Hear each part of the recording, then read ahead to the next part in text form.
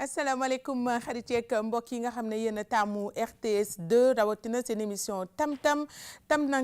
nag tey ci àjjuma ji 14 décembre 2018 ñu leen di ziar kenn ku nekk ca la mu nekk ak fa mu nekk ñu di ko jox sunu loxo di ko nuyu di ko ziar di ko tatagal du ma def rek nag daal di tey nag daal di ñëw nag ci li nga xam ne moo di solos émission tam bu vendredi bi ni ñu koy defee nag saa su ne dina ñëw ci li nga xam ne moom moo di wàllu éducation ak civisme ànd ceeg sunu xarit ki nga xam ne moom moo di Awa Ndoye Diop moom nag incha allah ci kanam tuuti dina ñëw ak yéen ci benn sujet bu am solo ànd ci ak invité ma bu loolu weesoo ni ñu koy defee rek saa su ne hijab du jour ñu ànd ci ak mage wala bokk magie ni ko tonton Lamine di woowee waaye it tonton Lamine moomee laay fas yéene rek jox kàddu gi bu loolu weesoo mu ñëw nag ci li nga xam ne moom moo di invité du vendredi ñu fas yéene ci ànd tey ak ab kàngam ci wàllu métier boobu ñuy wax métier acteur wala comédien nañu koy defee it pour jeexal rek daal di ndar képp lépp muy vue sur la toile waaye it rek di leen jox dox daje incha allah samedi suba nag di émission spéciale yegg seeguñu foofu dañuy daal di ñëw rek xuus ci suñu émission ma daal di dem régie fekk fa ki nga xam ne moom moo di suñu réalisateur du jour Del Malick Mbengue ñu daal di dellusiwaat.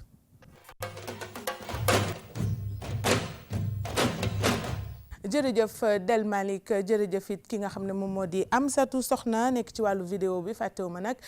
Abdoulaye Mar ak Mamadou Ndiaye ñi assuré tey la partie bi nga xam ne moo jëm ci wàllu son bi naka noonee rek xalit ceek mbokk yi nag laa daal di jox kaddu gi di nuyoo di ziar ki nga xam ne moom moo di sunu tonton Lamine dem mbégteeg bànneex bokk ak yow ci plateau bi. jërëjëf Kodou xanaa rek di wax ni ku sangu na xëpp sa saaboo doy. te xam nga ni RTS 2 saaboom doy na. gannaaw ba nga xamee ni tey daje bi dafa nekk daje bu ala dawme comme ni ñu koy faralee di wax ndax jotaay bi ci boppam li nga njëkk jiital sax dafa neex nit ñi te solol dëkk bi. mooy wëlbatu ko nag di nuyu ñi nga xam ne ñoo jàkkaarloo ko ñun. muy téléspectateurs yi nga xam ne ni dañu yàgg di ànd ak ñoom.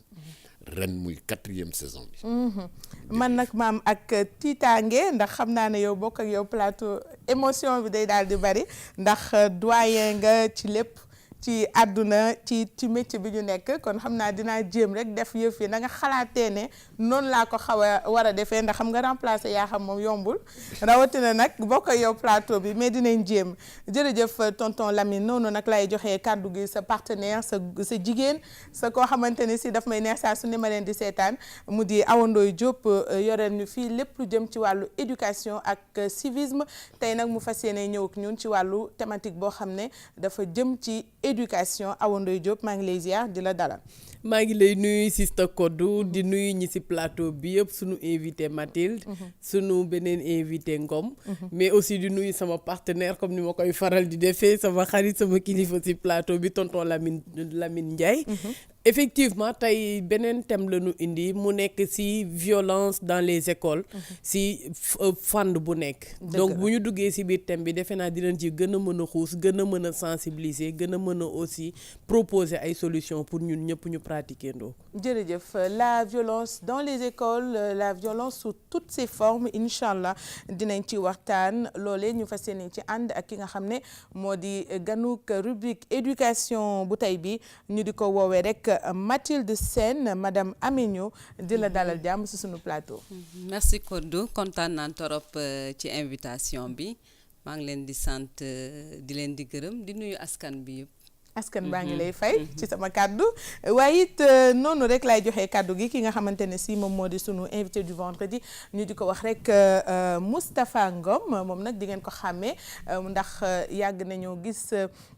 xarkanamam ci ay téléfilm yu bari fii ci sunu réew ak tamit yenn film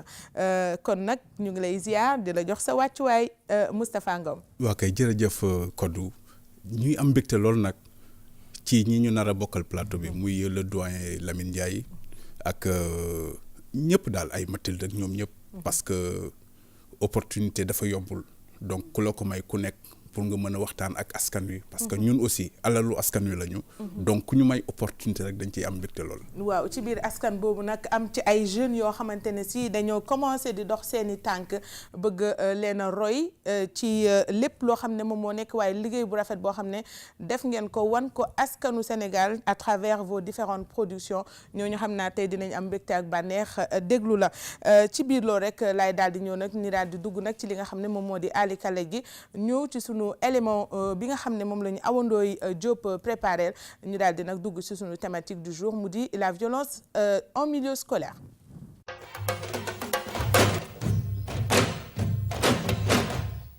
violence dafa bari ay xeet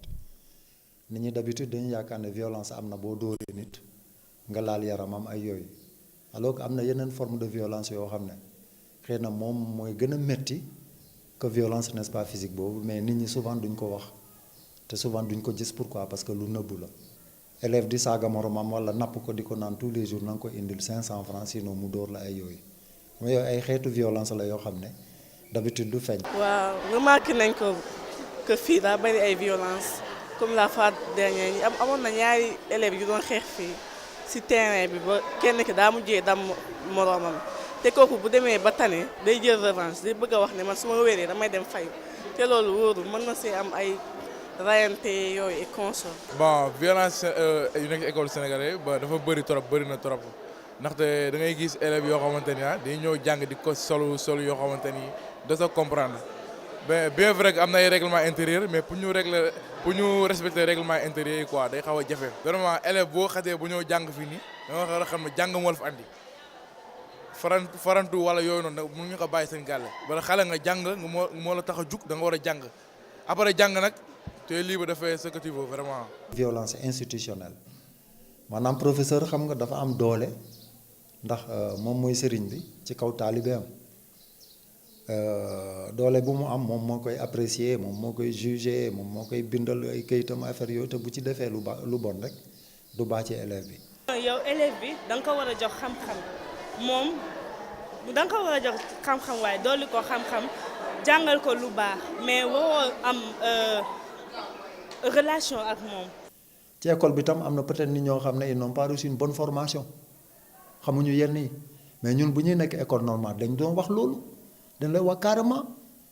seeni élèves lañu il faut ba distinguer les élèves de ta vie privée bokkul ça veut dire que di jaxase sa vie privée ak sa liggéey bi loolu manque de professionnalisme. enseignants yi ñu jéem a gën a góorgóorlu seen comportement d'abord am benn kii bu ferme ak seen élève bu jigéen bu góor dafa war a am kii bu ferme strict ba nga xamee du la ñemee sax ba di la naan mu ngi lay aborder. ñun de kontaanuñu ci moom bu ñu sañoon buñ la joxee suñu doom nga jàngalal ñu ko dugal ci moom xam-xam. parfois di nga gis classe professeur bu dàkk élève am waaw parce que deful lu ko professeur bi sant wala mu def quelque chose loo xam ne c'est anormal daal waaw parce que élèves yi léegi da ngay waaru parfois dañuy def leen neex parfois dañuy jaay ni tamit lycée la ñuy nekk di jaay ay grand waaw loolu moom ce n'est pas normal. am na loo xam ne boo ko yaree sa doom fu muy dem da lay bàyyi xel dina am gëm-gëm dina xam ne moom jàng moo ko yëkkati mais du ay affaire caaxaan ci école yi professeurs yi tamit ñu war ñoo dimbali nga xam ne buñ la joxee sa doom charge bu rëy la. école moom toujours lu correct moo fa doon am ci comportement bi la war a commencer man nag li may ñaax borom kër yi ak maire yi surtout jigéen ñi parce que ñoom ñooy borom góor ñi dañuy xëy dem xale yi bu ñuy jàng yi ñu fekkee ñu sol du jot.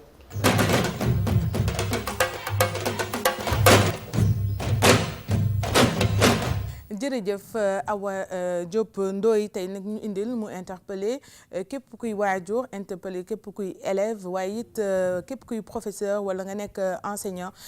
thème bi je pense que soxal na la parce que kenn ku nekk rek am na wàll bu mu ci am ak i tamit rôle bu mu ci war a jouer ba nga xamante ne si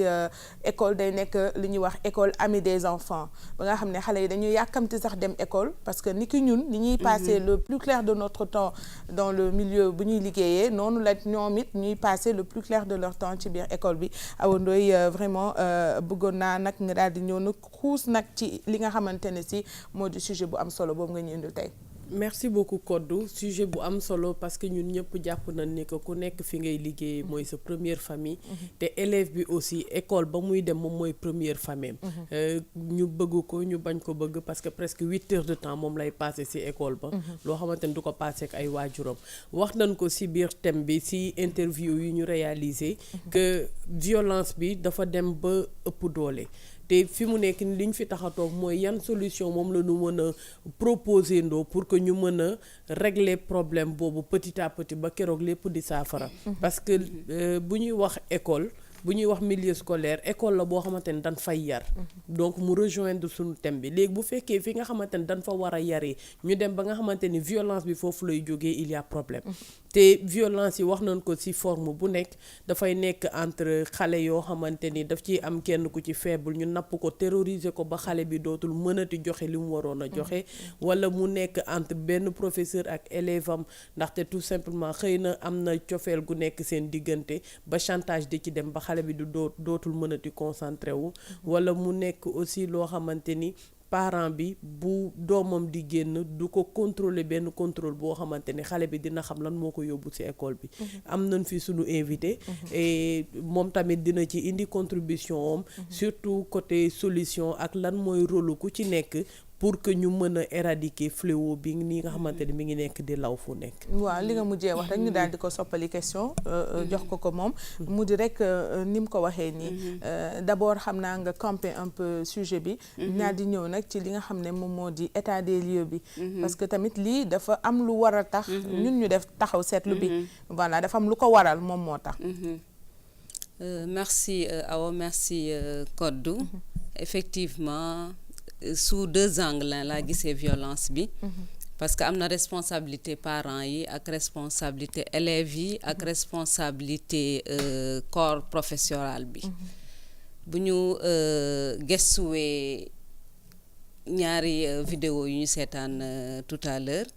censeur bi am na lu wax na lu am solo mooy que violence entre élèves dafa am parce que loolu tamit il faut que maîtresse yi ak professeurs yi gëstuwaat ci bu baax violence entre élèves yi dañ ko xaw a ñàkkal fayda xaw ko sous-estimer dafa mel ni rek bu ñu nee violence faite aux femmes góor yi la ñuy njëkk a xalaat te alors que am na ay jigéen yuy teg métit seen moroomu jigéen noonee la amee aussi ay xale yu teg métit seen moroomu xale wala ay élèves yuy napp sax laay wax wala di leen teg métit ci biir école bi mu nekk loo xamante ne si effectivement comme ni nga ko waxee il faut ñu duut ci baaraam waaw xam naa ne nag may fàttali nag ne moom mii ngay gis nii mu di Mathilde Sène di suñu invité dafa nekk koo xamante ne si dafay yëngu bu baax a baax ci li nga xam ne moom moo di fexe ba li nga xam ne moom la ñuy wax droit à l'éducation xale bu nekk mën a jouir ci droit boobu mën ko def it ci anam yi nga xam ne moom moo war loolu waral it muy yëngu aussi ci li nga xam ne loolu la ñuy faral di woowee association des parents d'élèves si noonu ni lay jox kàddu gi nag ki nga xam ne moom moo di tonton Lamine moom mu nekk parent nekkoon en interconnexion ak le milieu scolaire mu am ci firnde ndax daan nga liggéey ak ay xale ci wàllu woowu doon leen dimbale à travers le théâtre et tout donc yow lan nga mën a wax ci wàllu wi waaw man dama wax sax ni ndimbal boobu jàppale la woon la jàppale way jur yi nga xam ne nii ñoo yeeyoo lii di éducation xale bi parce que xale bu demee ba bëgg école wala mu war a respecter ki nga xam ne nii moo koy jox xam-xam te du sax jox xam-xam daf koy tijji pour mu am xam-xam ci li mu koy jàngal te loolu dafa am solo ki ngay tijji pour mu am xam-xam war ngaa xam fi nga koy mën a jaar ba tijji ko donc ci jikko bi ngay njëkk a jaar dëgg donc jikko boobu nga xam ne nii mu ngi ko jëlee ci kër ga fas yéene ko indi ci biir école bi loolu looy toogee ba nu muy génnee ca kër ga loolu ba nu muy génnee sax ci école ba looloo tax man dama daan rejoindre benn mag bu doon wax naan suñ la dugalee école ne pense jamais que l'école te traverse mais c'est à toi de traverser l'école donc mu nekk benn xam-xam boo xam ne nii daf ñu daan yokk ñun ñu ciy waxtaan boo xam ne nii daf ñu daan may courage bu ñu ñëwee toog xam ni c'est à nous de traverser l'école donc il faut bien suivre il faut être dégg nga poli c'est très important. am comportement boo war a am en tant qu'élève boo xam ne yooyu sax suñu jàngalekat yi dañu ci daan miin naw ñu ci ba ñoom delloo ñu cëru bu ñu daan mës a dem seen kër pour jàppale ko ay cahier yi nga xam ne bu ñu mësaan def composition wala lenn dañ ñu koy jox genre faveur la bu ñu daan jox école ñi nga xam ne nii nangu nañ jàng nga téye cahier yooyu pour yow plaisir nga ko jàppee woon mais maître bi da lay koy dénk rien que pour nga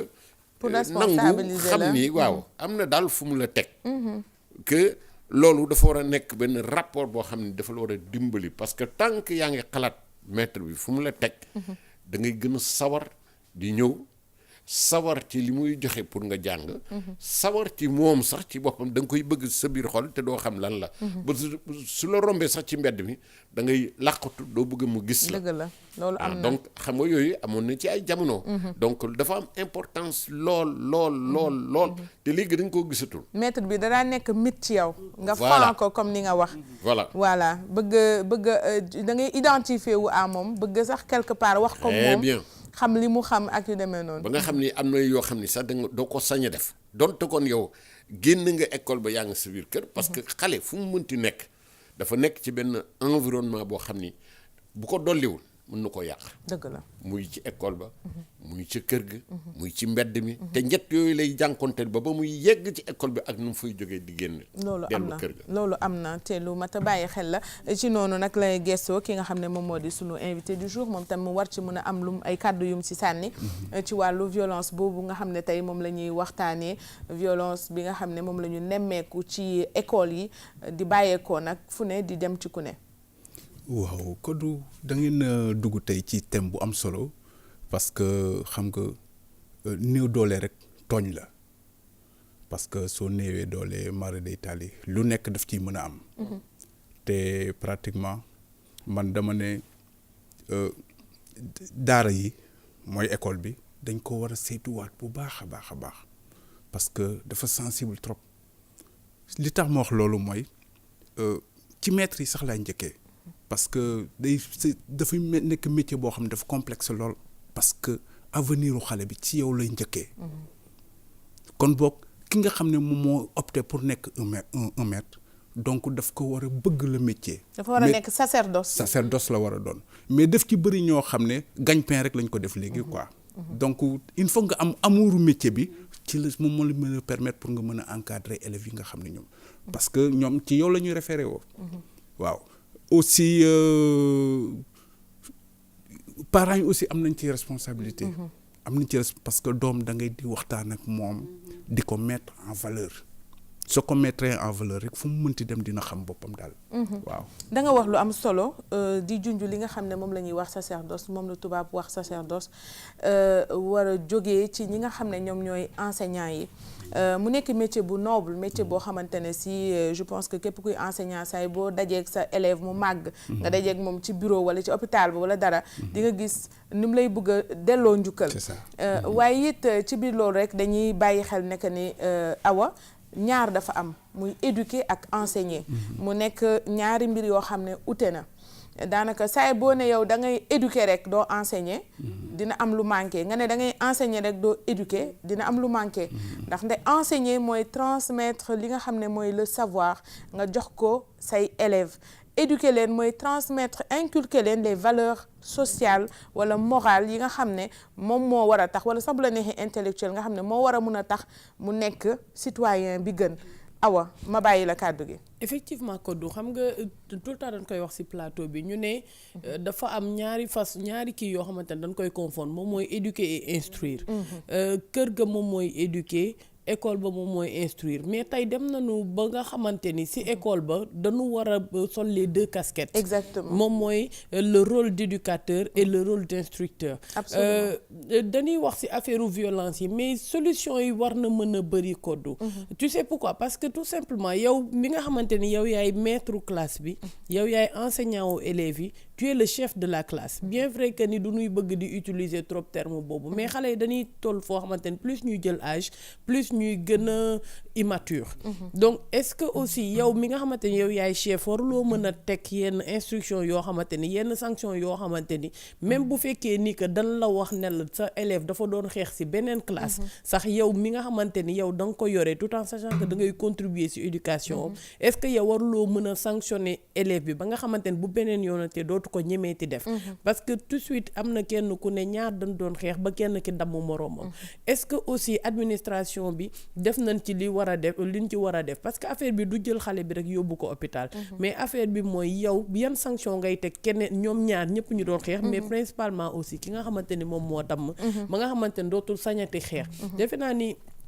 façon boobu la ñu daan gën a faral di accompagner da nga ci daan gis koo xamante ne dafa daan def yenn kii ñu jox la punition bind loolu ay 1000 fois je ne me battrai plus à l'école ba nga xamante ni yow boo waree génn week-end doo ko tal parce que xam nga ni que boo bindul 1000 fois yooyu noonu maître baa ngi lay xaar tôt le matin école mi dina la laaj ay say sanction boo ko amul xam nga li la ciy fekk donc yooyu yëpp mu nekk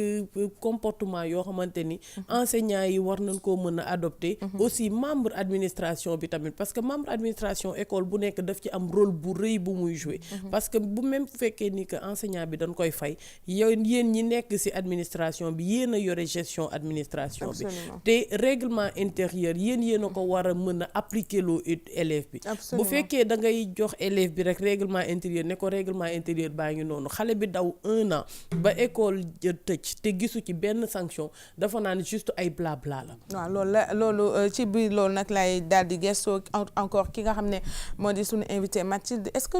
vous ne pensez pas que waajur yi am nañu benn rôle bu am importance bu ñu war a jouer su nekkee ne ñi ngi gis ne que ni am na ay xale yoo xamante ne si dañuy bundu xataal seen moroomu xale di leen teg ay métiers yoo xam ne ba day influer ci caractère u xale bi am na xale yoo xam ne dañuy dem ba suufeel seen bopp ba nangu ñu suufeel leen ba ñoom ci seen bopp ñu suufeel seen bopp am xale yoo xamante ne si dañ leen di teg ay métit ba ñuy daw jàng ndax ñemewuñ dem buñ demee dañ leen di dóor à ce moment là est-ce que waajuru kii di teg métit bi amul rôle bu mu waroon a jouer te joué wu ko ak tamit ki ñuy teg métit bi di ko bundu xataal muy nangu est-ce que kooku tam waajuram fayirul donc boo aspect boobu laa bëggoon nga ñëw indi ci ak tamit lan nga mën a dénk sa moroomu waajur yi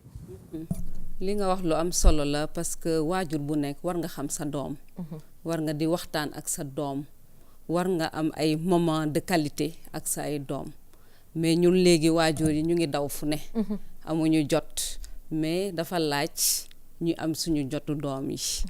sa doom bu wàccee école yaakaar naa ne war nañ intéressé wu du résultat rek du note yi xale di indi absolument parce que la plupart du temps defagu leen devoir ñaata nga am loolu moo ñu ci intéressé mais kii humainement valeur humaine dafa am war nga ko laaj war nga ko laaj il se sent wala elle se sent ci école bi waaw école bi naka la demee loo fa dund communication bi parce que xale bi il doit se sentir aimé loolu lu am solo la war nañu jàng suñu doom yi mbëggeel tout ça xale bi bu wàccee nga nemmeeku ko lu am solo la parce que dañuy wax da ay xale lañ mais loolu ci éducation la bokk dëgg la bu ñëwee ñu laajte ko léegi communication bi mooy favoriser tey sa doom buy dund lu métti dina la man de maman tey lii laa dund merci léegi nag yow bu la ko waxee yow tamit nga jël sa matukaay mun ko orienter ne ko àdduna bi nii la demee léegi boo ko orienter amul résultat nga dem ca école ba dem ca maîtresse ba dem ca direction bi sama doom de lii la ma signalé ma bëggoon nag ngeen jàppale ma ci dëgg la donc ñun daal waajur yi am nañ benn rôle bu am solo wallaay bu ñu war a jouer di nemmeeku suñu doom yi di leen di bàyyi xel ci lépp nag awa balaa ma lay jox pour nga tëj dafa am benn xale bu demoon colonie bu demoon centre aéré di dóor xale yi rek di teg di leen gàjj di dóor di teg même xale bi ñëpp lay dóor alors ki nga xam ne mooy responsable centre bi daal di woo xale bi ne ko lu tax ngay dóoree mu ne sam papa moo ma ne ku ma dóor ku ma tooñ naa la dóor papaam moo ko kii ñu woo papa ji mu ne moom mais xam nga loolu dafa nekkul attitude yoo xam ne da nga koy jàngal loolu mooy wane ñun peut-être erreur yu ñuy def en tant que parent sa doom tamit da nga koy jàngal bu la kenn foqati dara ci yow nit daf lay ñaan nga may ko nit dalay ñaan nga may ko mais pas nga foq ko ñun je me rappelle bi ñu nekkee woon primaire da ngay yor dafa amoon benn groupe d'adultes yoo xam ne enfin pas d'adultes ñoo xam ne ñoo ñu magoon suñu ay aînés dañuy ñëw ubbi xool mburu yi bu am saucisson ñu jël bu am kii ñu potin pinton ñu bàyyi genre affaire yooyu mais ñun ni ñun tuutee woon dañu am suñu stratégie mu ngi kenn daawuñu laa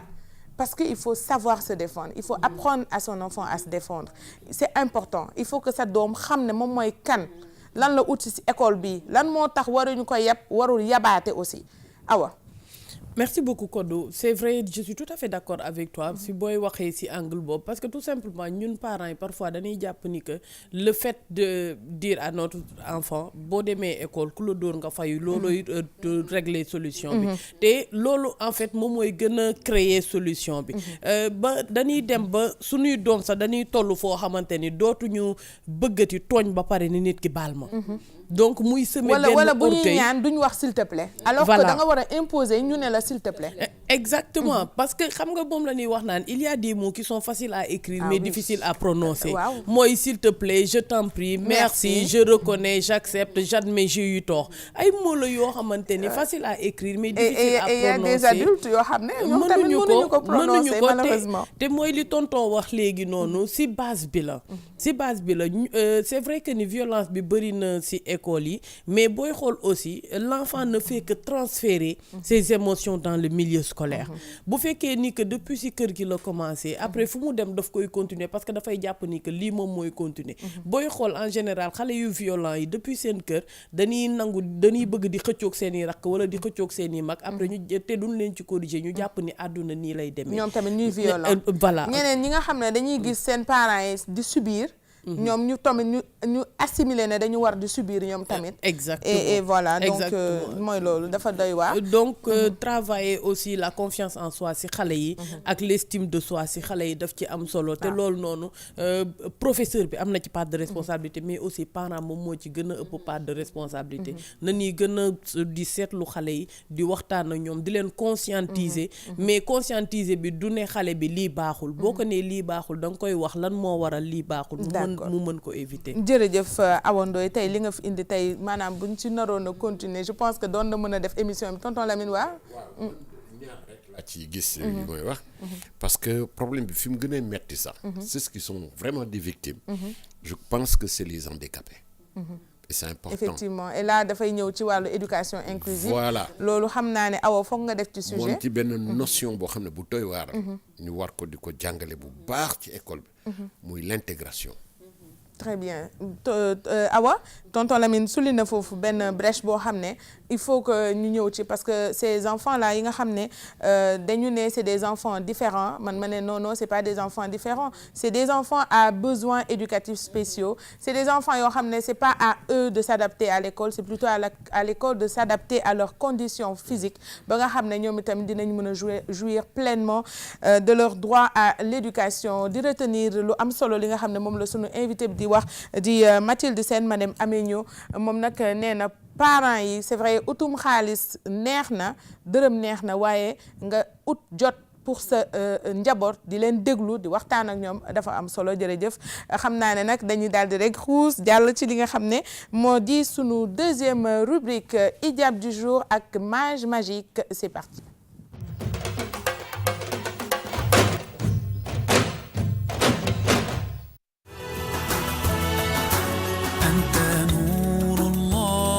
فجرا جئت بعد العسر يسرا ربنا أعلاك قدرا يا إمام الأنبياء أنت في الوجدان حي أنت للعينين ضي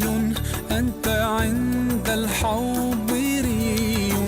أنت هاد وصفي يا حبيبي يا محمد يا نبي سلام عليك يا رسول سلام عليك يا حبيب سلام عليك صلوات الله عليك يا نبي سلام عليك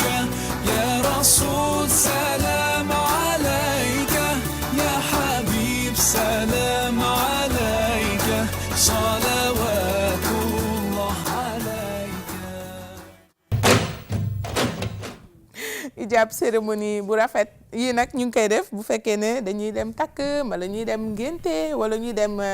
maanaam xew-xewu jàmm ak salaam yii lañ koy def jërëjëf Mage di la nuyu fa nga nekk ca la nga nekk di la wax rek nam nañu la tonton Lamine. waaw. elle est plus magique. elle est térikalla. c'est vrai. térikalla. c'est plus fort encore. térikalla c'est plus fort que magique. macha allah tarkalla. tarkalla. mu ngi noonu mooy ci waat fa kàlla ñu ne ko térikalla. c'est plus fort.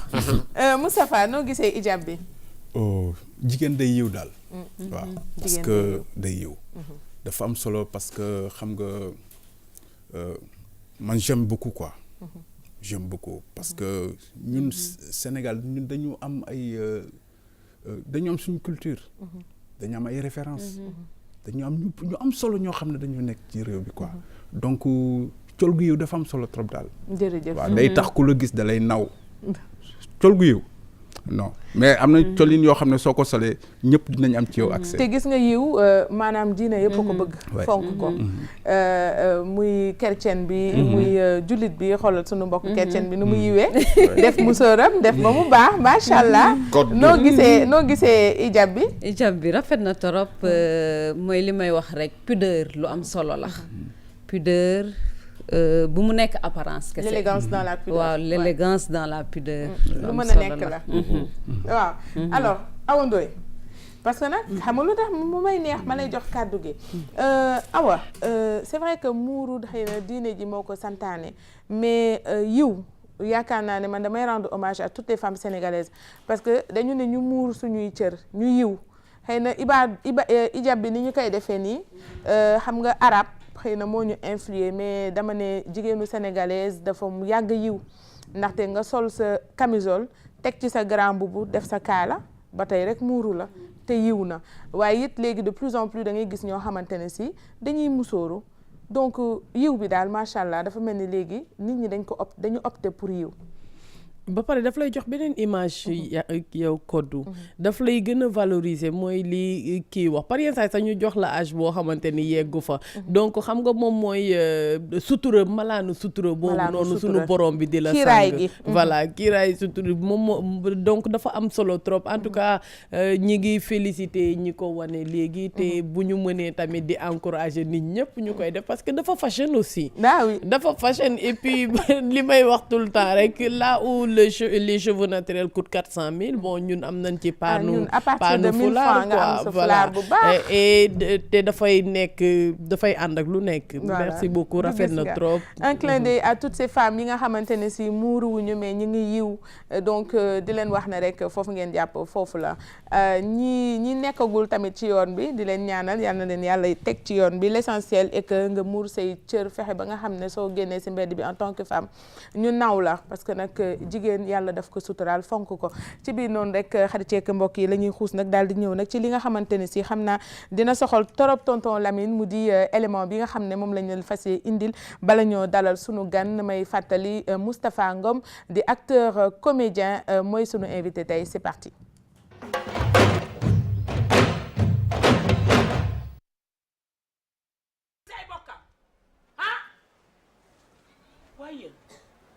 maanaam kii de kaful la waaye yow lii lan la yaa xàmme woo kii yow Cheikh lii lu mu doon yaa kii Abdoul la Nay Moussa sama yoon nekku ci kii lu ko tax a dof danga ko xam nga lu ko tax dof xam nga ko laa wax liggéey ndey añub doon nga nar ma ko yot nag mu toroxal ma waxoo dëgg di nga jàll ak moom foo xam yaay yow daal duma la wax dara mi ngi lii xale bii moo seytaane yow sa seytaane xam nga sa jooy seytaane danga koy delloo fa nga ko jëlee woon seytaane la dafa seytaane yow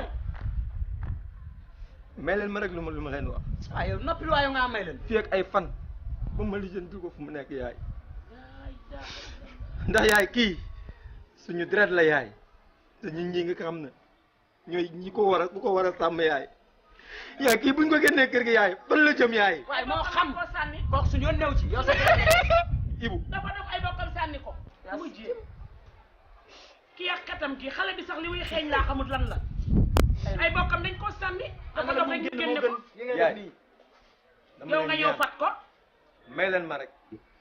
mu yomb ko si biir fii ak ay fan moom ma lijjanti ko fu mu nekk yaay. yaay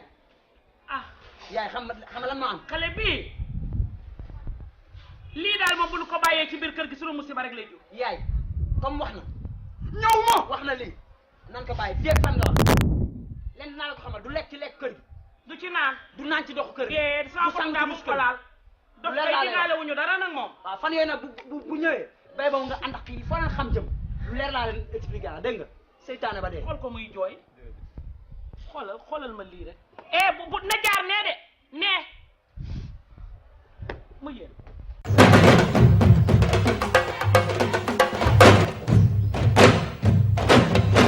mu nekkoon noonu un extrait ci film yu bari yi nga xam ne benn rek ci film yu bari yi nga xamante ne si kii di suñu invité jot na ci jouer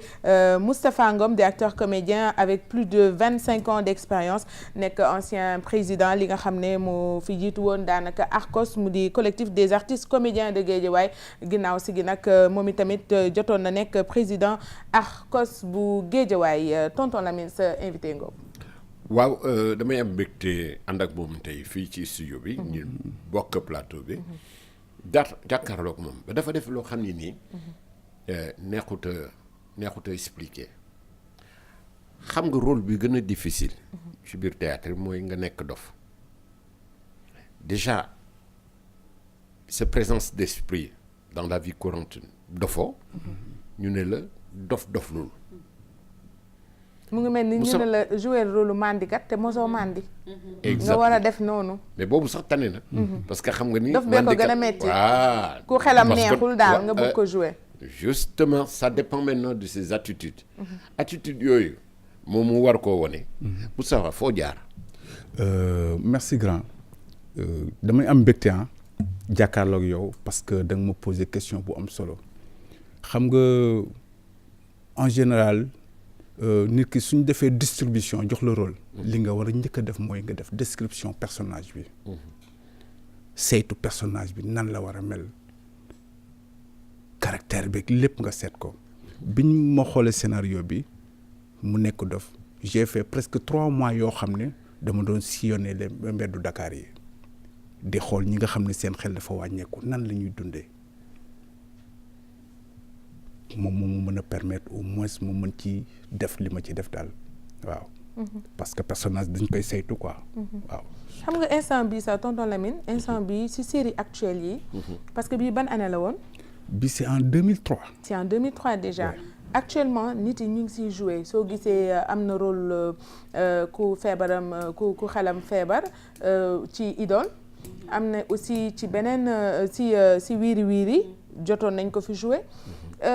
loolu dafa bokk ci askan wi changer seen position ak seen attitude vis-à-vis de ñoom parce que boo nee dof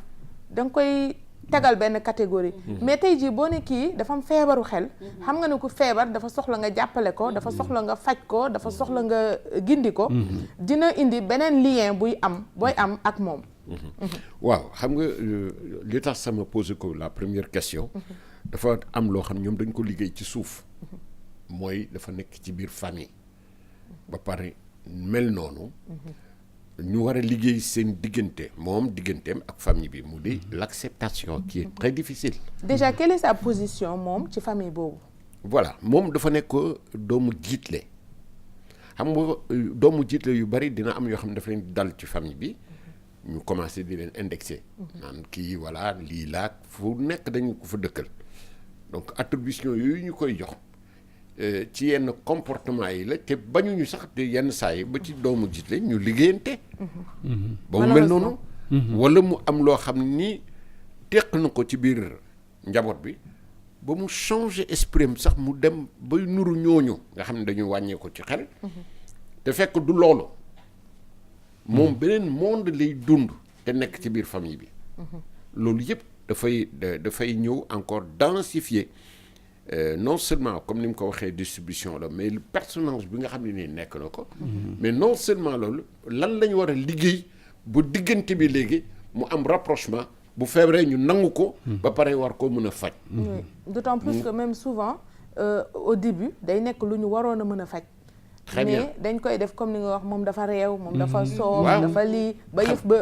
ëpp loxo yooyu yëpp nag jikko yooyu ñu koy attribuer day dàq li ñuy tuddee l'acceptation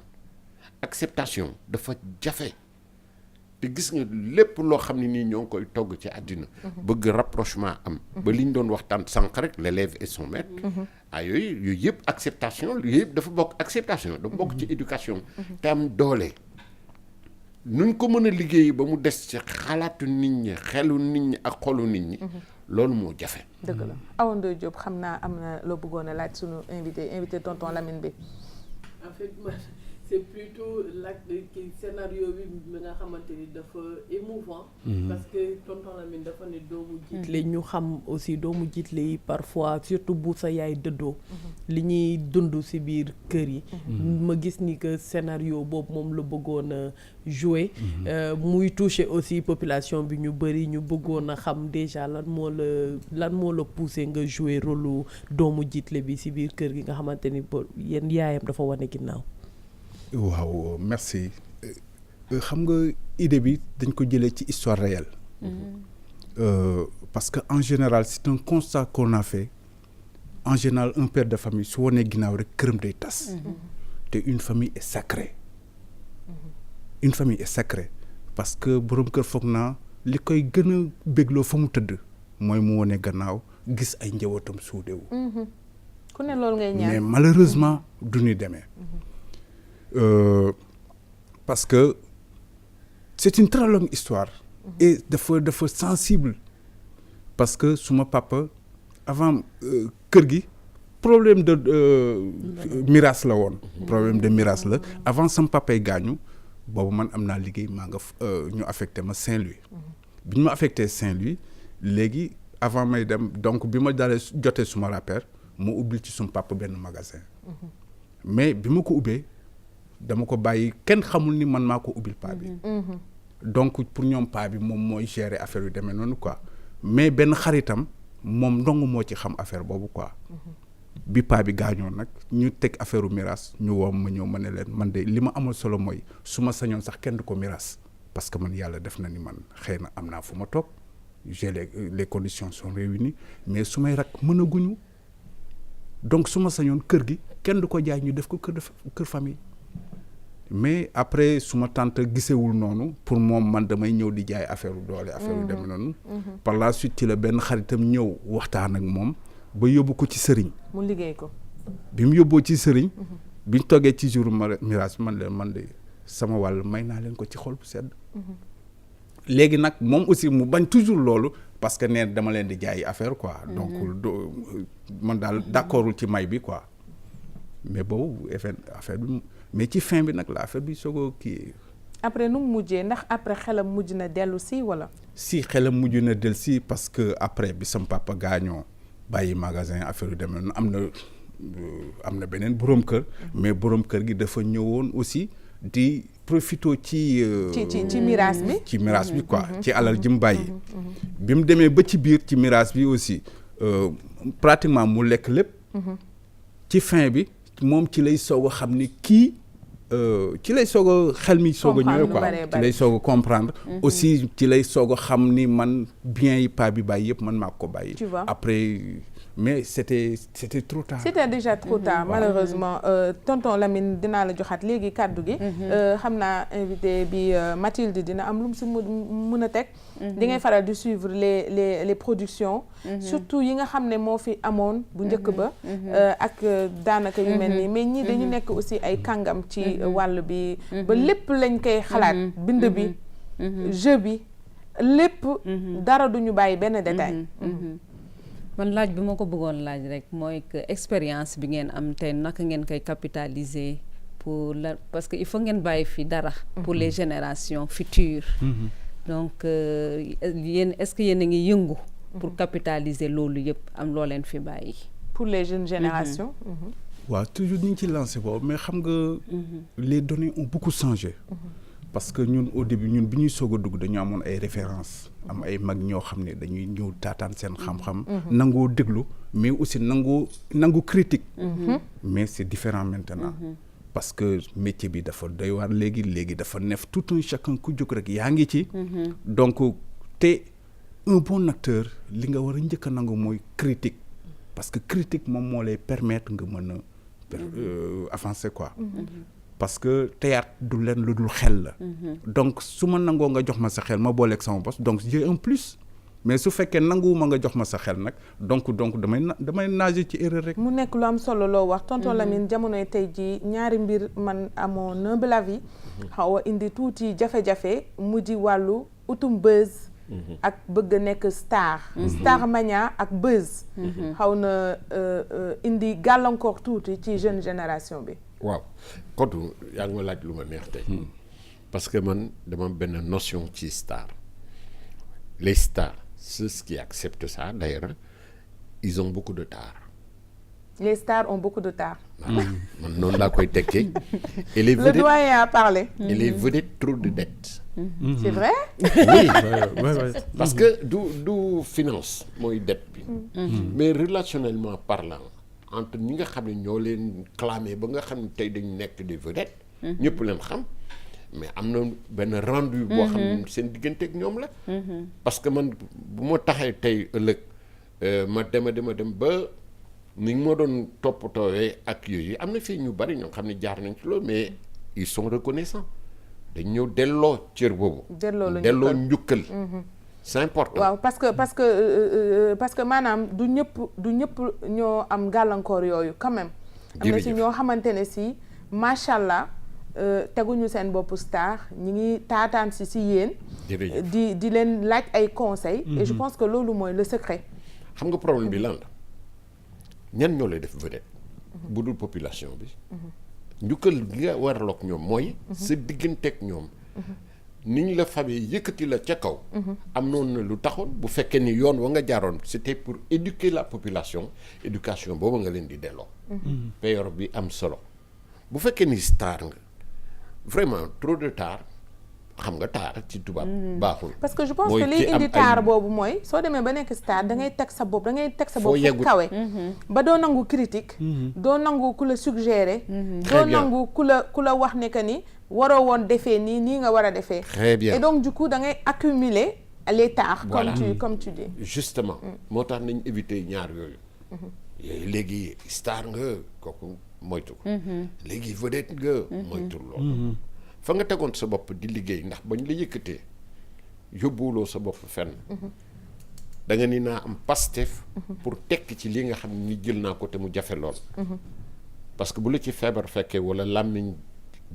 dap la wallahi di nga ko waat tubaab bi dafa ni méfiez-vous de l'œil et de la langue car plus l'œil admire plus la langue flatte et vante et plus le bonheur se fait vulnérable à le venin et s'affaiblit. bravo bravo. ñun fii ñu naan nañ moytu bët ak làmmiñ parce que lu wàññeeku lu ne. ñaar ñooñu moom la jàpp te kenn amul garabam. foo mujj moo di suux mbaa am lu la gàllankoor. lu am solo ñu bàyyi ko xel bu baax a baax looy tëjee ak sa invité tonton Lamine. li may tëjee dafa nettali benn histoire ma bëggoon ko laaj. est-ce que histoire am la moom bu mu dund. wala ñoom dañ koo fent nii rek tabax ko. non du luñ dunduma ko pratiquement mais dama gis ku ko dund ku ma jege lool. loolu moo tax ñu inspiré ko parce que ñun ay références lañu.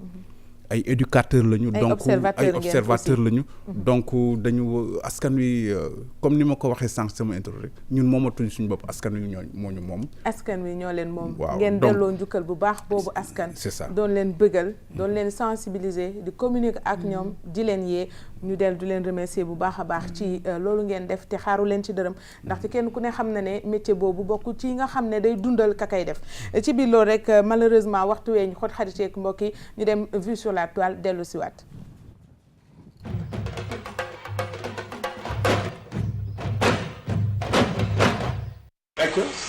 gannaaw Cheikh Jumali ak Sëñ Bokar Si man ngeen beneen royuwaay rek nag waaw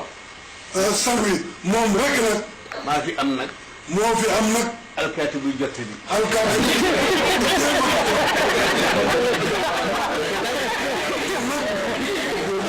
di jéem ci masala yi. di doon masala yu tàng. di doon masala yu tàng. inal waliya. inal waliya. wala yurxabu. wala yusxabu. wala yusdamu. illa lillah.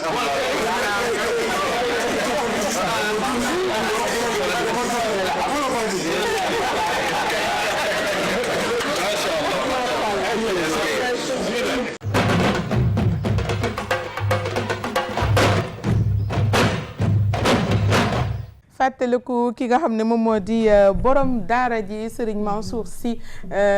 ci kàddu yooyu nag tonton Lamine laa lay joxee rek kàddu gi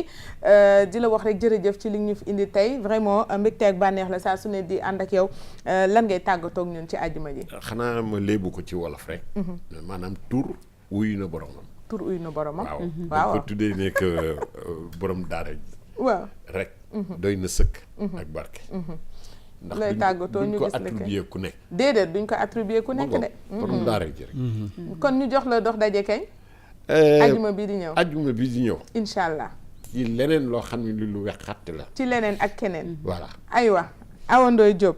borom cabinet Active Consulting di ko remercier vraiment saa su nekk ci ànd bi cabinet Active Consulting je rappelle 77 170 39 45 wala 76 858 57 97 jërëjëf ci engagement bi nga am ak ñun pour vraiment servir vraiment ñi nga xam ne ñoom ñoo di askan wi ci wàllu éducation ak civisme. merci beaucoup Kodou maa ngi remercier ñi toog ci plateau bi yëpp di remercier aussi askan bi ñuy seetaan. di leen jox rendez-vous vendredi prochain incha allah ci beneen thème. incha allah Mathilde c'était un plaisir de te recevoir. merci à vous Mathilde Sène jërëjëf ci wéttali bi ñu wéttali looy tàggatoo. di wax parents yi rek on s'encourage. ñu gën a góorgóorlu. ñu gëm ko. yàlla dina mottali lépp. te bu ñu xàddi yàlla dina mottali lépp. ni nga ko waxee Moustapha Ngom jërëjëf ci wuyu bi lan ngay tàggatoo ak xarit yi doo doon seetaan. waa di am mbégte rek parce que plateau bu ni mel nag wax dëgg yàlla du fu nekk nga koy am parce que plateau bi ni ko grand waxee dafa ala daawme mais du ma dem te gërëwuma aussi suma soxna. waaw parce que elle m'a beaucoup assisté. te man ñu koy nuyu. man pratiquement man moom laa parce que xam nga ni ci théâtre bi laa ko xamee donc moom it c'est une comédienne mais aussi may gërëm suma benn cousine boo xam ne aussi mu nga France ñu koy wax Fat Sora Mbaye donc elle m'a beaucoup assisté quoi waaw mais di am mbégte daal di leen jox daje beneen yoon daal. beneen yoon ci leneen incha allah man nag may beral ngërëm ki nga xam ne moo di Gilbert Diatta nekk fële ca rond-point JVC Sacré-Cœur moom moo jaar tey ci tenue bi téléphone bi 77 793 19 08 77 653 08 09 Olof Ndiaye nag nee na kuy xalam di ca jaayu barke ba yaay borom may remercier ki nga xam ne moom moo di sama soxna mu di madame Diop Ndeye Anna Seck nekkoon ci wàllu caméra bi naka noonu it ki nga xam ne moo di Massayer Thiaw. waaye fàttewuma tamit Bara Sow à la réalisation technique de cette émission